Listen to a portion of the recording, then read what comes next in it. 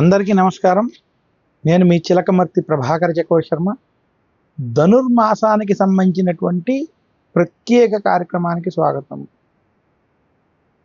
ధనుర్మాసం చాలా ప్రత్యేకమైనది, విశేషమైనది.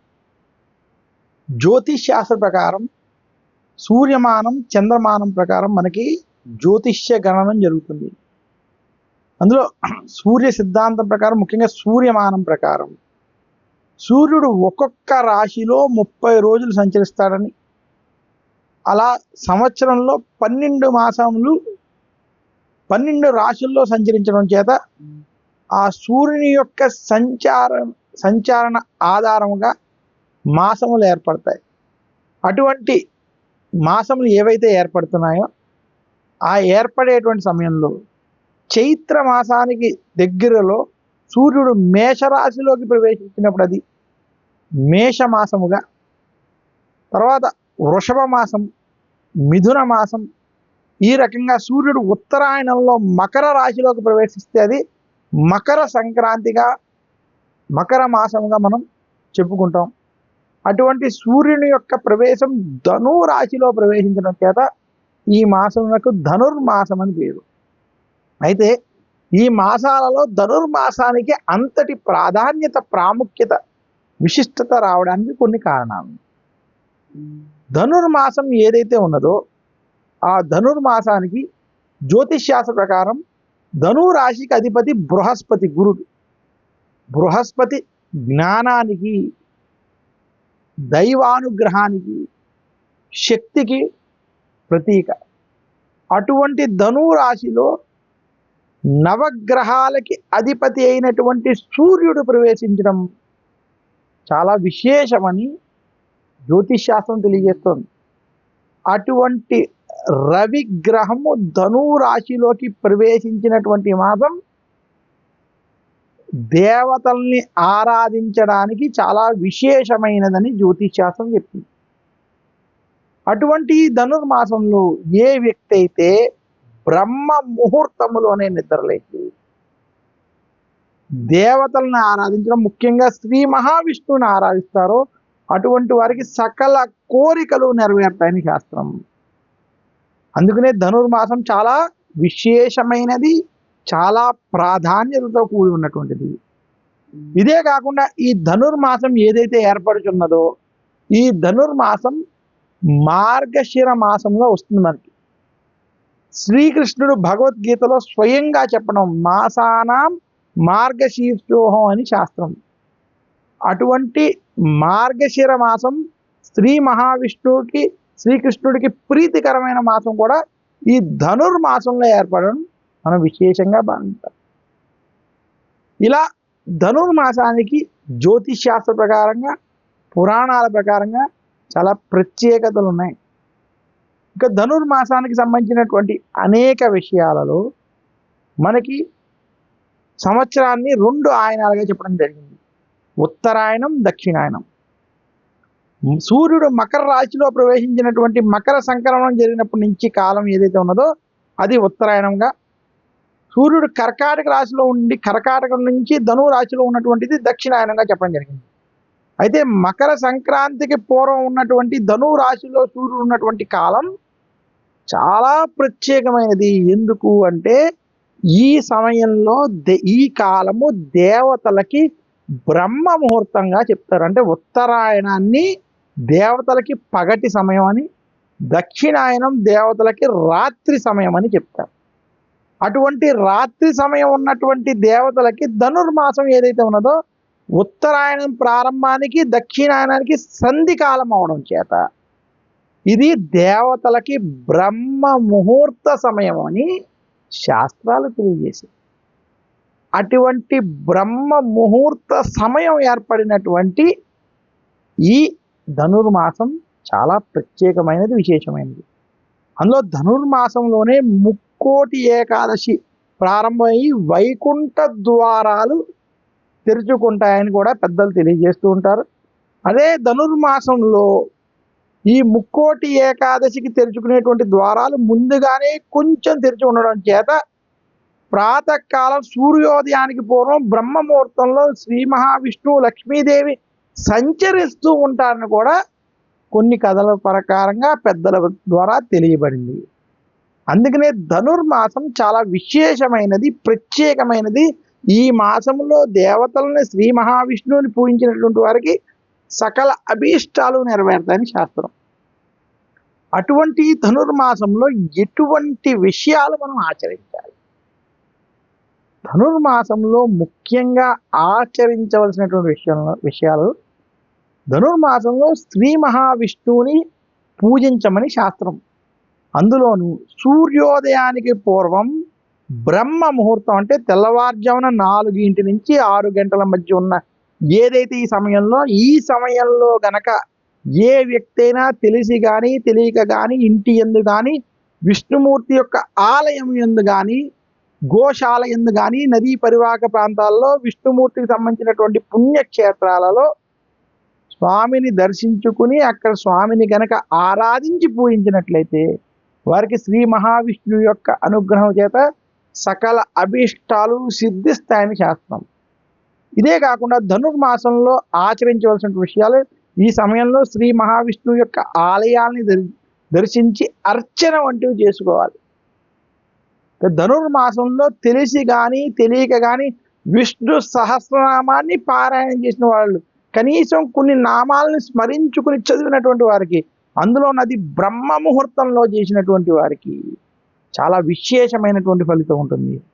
ధనుర్మాసం ధ్యానానికి, సాధనకి, ముఖ్యంగా నామస్మరణ వంటివి చేసుకోవడానికి సాధకులకి చాలా ఉత్తమమైన మాసం. అందులోనూ బ్రహ్మ ముహూర్తంలో చేసేటువంటి సాధన చాలా విశేషమైనది ఈ మాసంలో.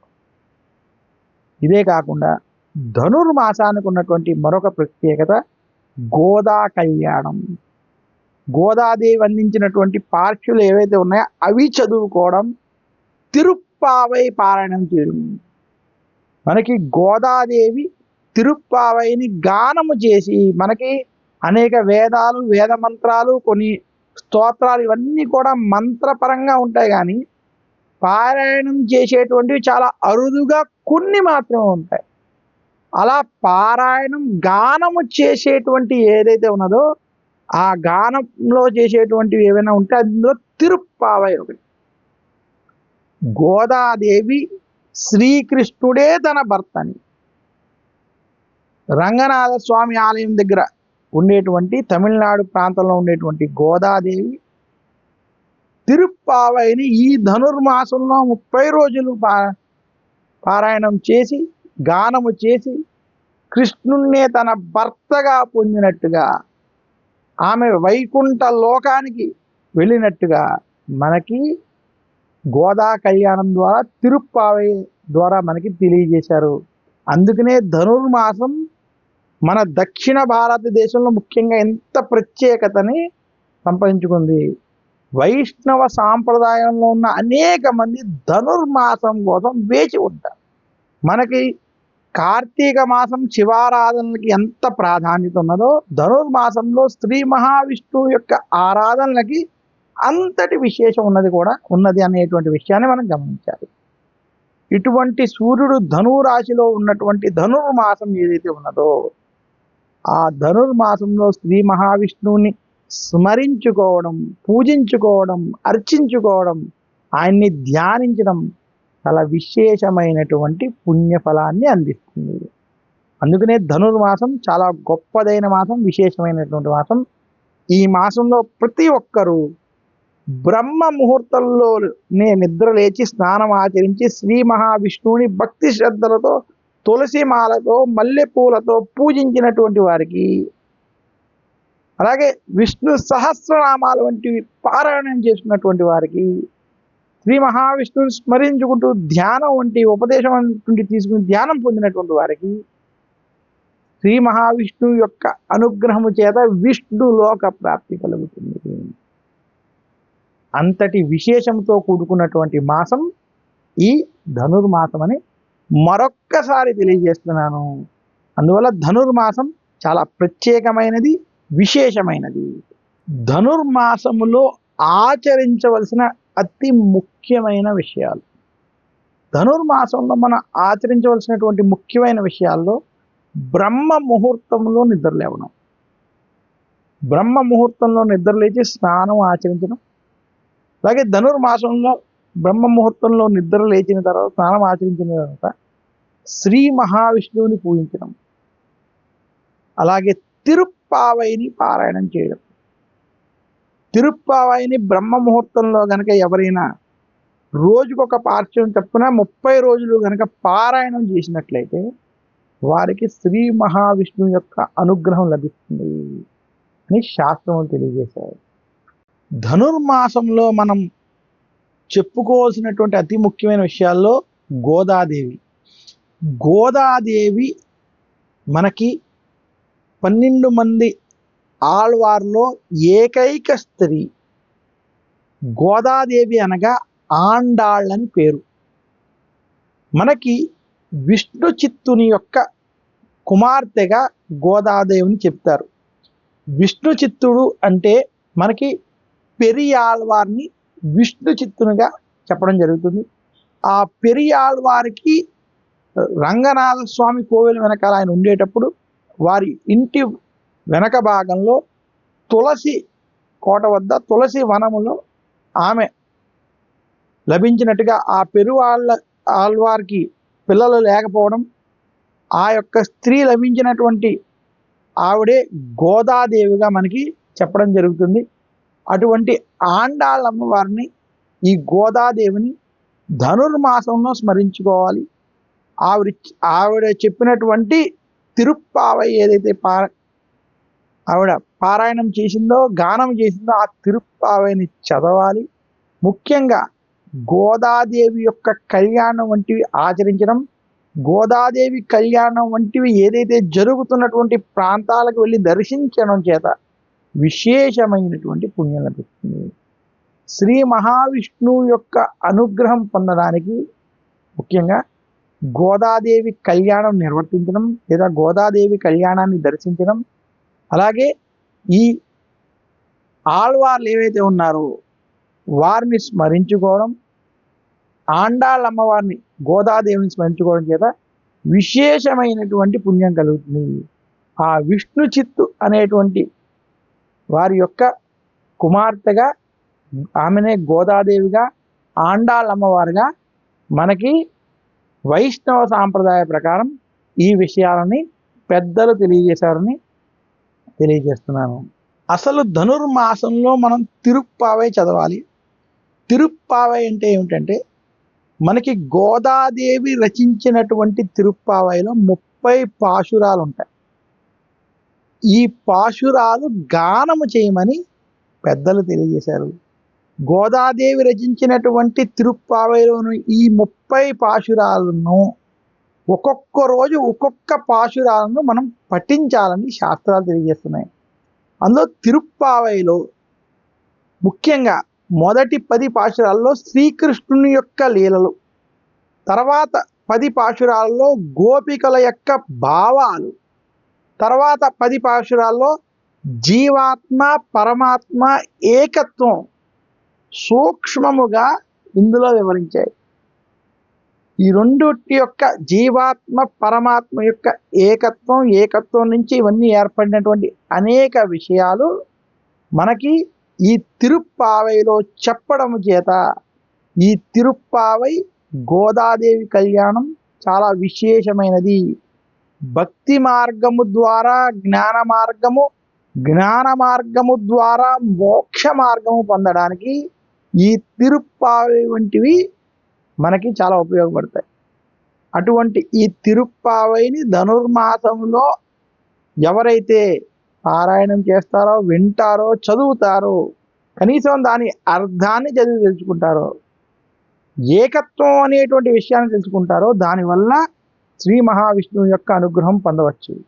అందుకనే తిరుప్పావైలో మొదటి శ్లోకము, మొదటి పాశురం యొక్క అర్థం కూడా శ్రీ మహావిష్ణువుని పూజించడానికి ఆడవాళ్ళంతా కలిసి రండి అనేటువంటిది మొదటి పాశురంలోనే చెప్తుంది గోదాదేవి. ఇంతటి విశేషముగా గోదాదేవి మనకి అందించినటువంటి గొప్ప వరం ఈ యొక్క ధనుర్మాసంలో తిరుప్పావైని తెలియజేస్తూ ఈ తిరుప్పావై గురించి తెలుసుకోవడం, స్మరించుకోవడం, పఠించడం వల్ల శ్రీ మహావిష్ణువు యొక్క, శ్రీకృష్ణుడి యొక్క అనుగ్రహాన్ని పొందవచ్చు అని తెలియజేస్తున్నాను. అసలు గోదాదేవి కళ్యాణం అంటే ఏమిటి అంటే, మనకి గోదా కళ్యాణం అనేది ఆండాళ్ శ్రీరంగనాథ స్వామి యొక్క కళ్యాణ మహోత్సవం అని.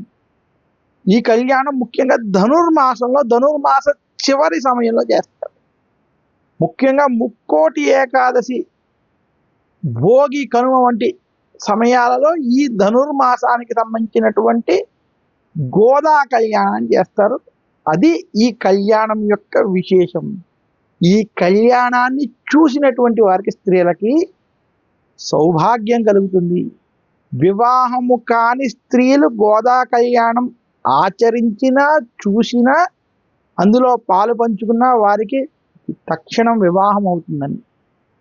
వివాహమైనటువంటి వారు భర్తతో సుఖంగా సౌభాగ్యవంతురాలై ఉంటారని, వారికి ఉన్నటువంటి జాతకంలో ఎటువంటి దోషాలున్నా అవి తొలగి, జీవితంలో ఏమైనా మనస్పర్ధలు వంటివి ఏర్పడుతున్నా అది శ్రీ మహావిష్ణువు, ఆ రంగనాథుడు, శ్రీకృష్ణుని యొక్క అనుగ్రహం చేత తొలగిపోతాయని పెద్దలు తెలియజేస్తారు.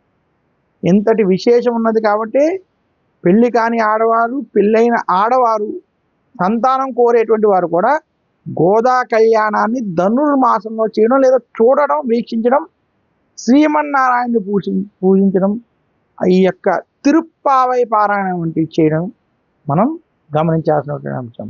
గోదా కళ్యాణంలో ఉన్న ప్రత్యేకత ఏమిటంటే, మన పురాణ కథనాల ప్రకారం ముఖ్యంగా ఆండాళ్ళ వారు తన కోసం తయారు చేసిన పూలమాలని ముందుగానే ధరించి, అంటే స్వామివారికి సమర్పించేటువంటి పూలమాలని ముందుగానే ధరించి, ఆ తర్వాతే ఆ యొక్క పూలమాలను శ్రీరంగనాథుడికి అర్పించిందని, శ్రీమన్నారాయణుడు ఆ మాలనే స్వీకరించడం చేత ఆమెను తన పత్నిగా స్వీకరించాడని చెప్తారు.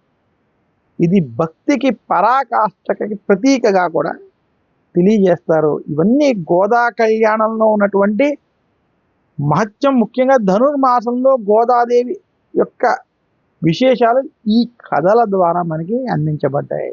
ధనుర్మాసంలో గోదాదేవి ఆరాధన యొక్క ఫలితాలు. ధనుర్మాసంలో ఎవరైతే గోదాదేవిని పూజిస్తారో, తిరుప్పావై పఠనం చేస్తారో, గోదా కళ్యాణ దర్శనం చేస్తారో, అటువంటి వారికి ఇటువంటి ఫలితాలు కలుగుతాయని శాస్త్రాలు తెలియజేస్తాయి. ముఖ్యంగా సంతానం, సౌభాగ్యం, దాంపత్య సౌఖ్యం, ఐశ్వర్యం, మోక్ష మార్గం ఇవి లభిస్తాయని పెద్దలు తెలియజేస్తారు. అందుకనే తిరుప్పావైలో ఉన్నటువంటి 30 పార్శ్వాలు వరకు సరిగ్గా చదివి అర్థం చేసుకుంటే అందులో భక్తి, జ్ఞానం, మోక్షము, దాంతోపాటు ఆయుష్, సౌఖ్యము కూడా కలుగుతాయని తెలియజేస్తున్నాను. ధనుర్మాసం అనేది చాలా పుణ్యమైన కాలం. దీనికి గల ముఖ్య కారణం, దేవతలు సైతం బ్రహ్మ ముహూర్తంలో సంచరిస్తారు. అందుకనే ధనుర్మాసంలో బ్రహ్మ ముహూర్తంలో లేవడం, బ్రహ్మ ముహూర్తంలో పూజలు, స్నానం ఆచరించి పూజలు వంటివి చేయడం, ధ్యానం వంటివి ఆచరించడం చాలా ఉత్తమం. ఏ వ్యక్తి అయితే తెలిసి కానీ తెలియక కానీ ధనుర్మాసంలో శ్రీ మహావిష్ణువుని బ్రహ్మ ముహూర్తంలో పూజిస్తారో అటువంటి వారికి సకల కోరికలు నెరవేరుతాయి. అందుకనే ధనుర్మాసంలో బ్రహ్మ ముహూర్త పూజ చాలా ప్రత్యేకమైనది, విశేషమైనది. ఈ మాసంలో బ్రహ్మ ముహూర్తంలో స్వయంగా శ్రీ మహాలక్ష్మీనారాయణులు విహరిస్తారని బ్రహ్మ ముహూర్తంలో మనకి పురాణోక్తి, అంటే పురాణాల్లో చెప్పడం జరిగింది. అందుకనే ధనుర్మాసం యొక్క బ్రహ్మ ముహూర్తానికి అంతటి ప్రాధాన్యత, ప్రత్యేకత ఉన్నదని తెలియజేస్తున్నాను. ధనుర్మాసంలో మనం పూజించవలసినటువంటి ముఖ్య ఆలయాలు లేదా దేవతలను చూసుకున్నట్లయితే, శ్రీ మహావిష్ణువుకి సంబంధించినటువంటి ఏ ఆలయంలోనైనా మనం పూజించుకోవచ్చు. అది శ్రీరాముడు, శ్రీకృష్ణుడు, వెంకటేశ్వర స్వామి. ముఖ్యంగా ధనుర్మాసంలో పూజించవలసినటువంటి ముఖ్యమైన ఆలయాలుగా తీసుకున్నట్లయితే శ్రీరంగనాథుడు, ఆండాళ్ళ వారి యొక్క ఆలయాలు ఉన్నటువంటి ఆలయాలు, అలాగే మహాలక్ష్మీదేవి, ఇవి చాలా ప్రత్యేకమైనవి. దీనితో పాటు శ్రీ మహావిష్ణువుకి సంబంధించినటువంటి ఆలయాలు పూజలు వంటివి చేయడం చేత చాలా శుభ ఫలితాలు కలుగుతాయని తెలియజేస్తున్నాను. ధనుర్మాసానికి ఒక ప్రత్యేకమైన లక్ష్యం ఉన్నది. ధనుర్మాసం యొక్క లక్ష్యం శరీర శుద్ధి, ఇంద్రియ నిగ్రహం, భగవన్నామ జపం, నారాయణ సేవ. ఈ నాలుగిటి ద్వారా ఆధ్యాత్మిక పరంగా ఎదగడం, ఆధ్యాత్మిక పరంగా ఎదుగుతూ భక్తి ద్వారా మోక్ష మార్గం వైపు అడుగులు వేయడం, భక్తి ద్వారా జ్ఞానాన్ని పెంపొందించుకుంటూ మోక్షాన్ని పట్టుకునేటువంటి మార్గము ఈ ధనుర్మాసం యొక్క లక్ష్యములో ఉన్నది. అందుకనే ధనుర్మాసంలో ఈ యొక్క విషయాలని చేయడం, ఈ యొక్క విషయాలని ఆచరించడం చాలా ముఖ్యం. అందుకనే ఆండాళ్ళు స్వయముగా చేసినటువంటి పూజా విధానాన్ని అనుసరించడం ఈ ధనుర్మాసంలో మనం చూడొచ్చు. అందుకనే ఆండాళ్ళ ఏదైతే శ్రీరంగనాథుడి కోసం అలంకరణకి ఆమె మల్లె పువ్వులు, తులసి, పుష్పమాలలు, అలాగే దీపాలను వెలిగించడం, ఇవన్నీ కూడా నారాయణ సేవలో భాగంగా ఆచరించడం చేత ఇవన్నీ ఆచరించి భక్తి మార్గం ద్వారా జ్ఞాన మార్గం ద్వారా మోక్ష మార్గాన్ని పట్టుకోవడానికి ఈ యొక్క ధనుర్మాసం చాలా విశేషమైనదని తెలియజేస్తున్నాను. ధనుర్మాసంలో చాలా ఆలయాల్లో, విశేషంగా మనకి తిరుపతి వంటి ఆలయాల్లో కూడా సుప్రభాత సేవని ఆపిచేసి తిరుప్పావై పారాయణం చేస్తారు. ఈ కాలంలో సుప్రభాతం ఆపి తిరుప్పావైతో దేవుణ్ణి మేలుకోవడం అన్నది ఆండాళ్ళ ఆచారంగా. అందుకే మార్గశిర మాసంలో తిరుప్పావై మాత్రమే అనే ఆచారం కూడా మనకి ఉన్నది అనేటువంటి విషయాన్ని గమనించి ధనుర్మాసం యొక్క ప్రాధాన్యత మనం గమనించాలి. ఇంకా ధనుర్మాసంలో ఇటువంటివి ఆచరిస్తూ శ్రీ మహావిష్ణువుని మల్లె పువ్వులతో, తులసి దళాలతో గనక అర్చించి పూజించినట్లయితే, అలాగే శ్రీ మహావిష్ణువుకి ప్రత్యేకమైన నైవేద్యాలు, పాలతో చేసినటువంటి నైవేద్యాలు, అలాగే ముఖ్యంగా చక్కెరతో చేసినటువంటి పాయసాన్నం వంటివి ఈ మాసంలో ముఖ్యంగా శ్రీ మహావిష్ణువుకి నివేదన చేయాలి. ఇటువంటివి చేయడం చేత చాలా విశేషమైనటువంటి ఫలితాలని ధనుర్మాసంలో పొందగలరు. మరొక్కసారి ప్రేక్షకులందరికీ ధనుర్మాసం యొక్క శుభాకాంక్షలు తెలియజేస్తూ, ధనుర్మాసం యొక్క వైభవం ఏంటి, తిరుప్పావై యొక్క గొప్పతనం ఏమిటి, గోదా కళ్యాణం విశేషం ఏమిటి, శ్రీ మహావిష్ణువుని ఏ రకంగా పూజించాలి, ఆచరించాలి, ధనుర్మాసంలో బ్రహ్మ ముహూర్తం యొక్క ప్రాధాన్యత ఏంటి అనేటువంటి అంశాలన్నీ ఈ కార్యక్రమం ద్వారా తెలియజేసేటువంటి అవకాశం ఇచ్చినటువంటి ఆ శ్రీమన్నారాయణుడికి నా యొక్క హృదయపూర్వక నమస్కారాలు తెలియజేస్తూ, ఈ యొక్క కార్యక్రమ ఫలితం అంతా కూడా శ్రీమన్నారాయణునికి సర్వం శ్రీకృష్ణార్పణమస్తు, శ్రీరంగనాథ అర్పణమస్తు అని తలుచుకుంటూ, అందరికీ ఈ యొక్క కార్యక్రమంలో ఉన్నటువంటి విషయాలను ధనుర్మాసంలో వినడం చేత మీకు శుభ ఫలితాలు కలిగి శ్రీ మహావిష్ణువు యొక్క అనుగ్రహం కలగాలని మనస్ఫూర్తిగా కోరుకుంటూ, సర్వే జనా సుఖినో భవంతు అని కోరుకుంటూ సెలవు తీసుకుంటూ, అందరికీ నా యొక్క మంగళాశాసనములు. ఓం నమో నారాయణాయ నమః, శ్రీమన్నారాయణాయ నమః, ఓం నమో వెంకటేశాయ నమః. నమస్కారం. మీ చిలకమర్తి ప్రభాకర్ చక్రవర్తి శర్మ.